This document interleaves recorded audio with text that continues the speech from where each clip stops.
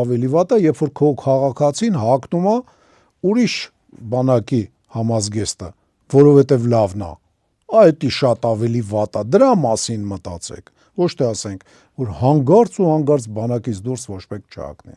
Ախպեր զինանշան վրան չկա, նույնիսկ ռազմական ոստիկանությունը իրավունք չունի մոտենալու այդ մարդուն։ Զինանշան կա վրան, ասենք հայկական բանակ, սերժանտ Եսիմինչյան կամ Աստղեր կամ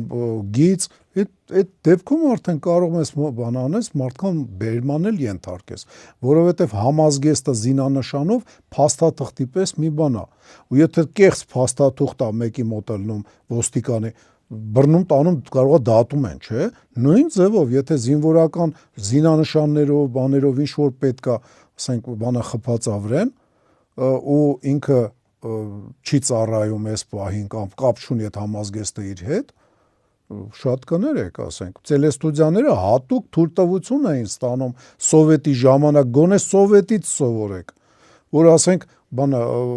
զինվորական բոլոր տարբերանշաններով կամ ոստիկանական միլիցիայի տարբերանշաններով համազգեստով նկարանումներ անեին։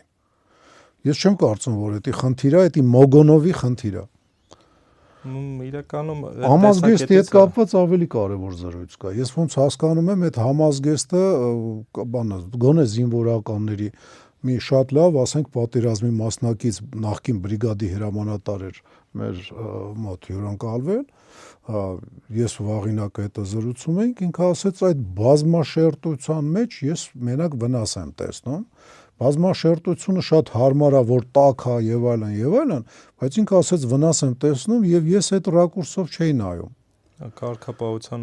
Կարգապահության առումով։ Ասում է մեկը էսի քաղաքնի, մեկը էնի քաղաքնի, վերևից վերխը քաղաքնեն, կեթան միտը վերխը քաղաքնեն ու կստացվի բարդակ։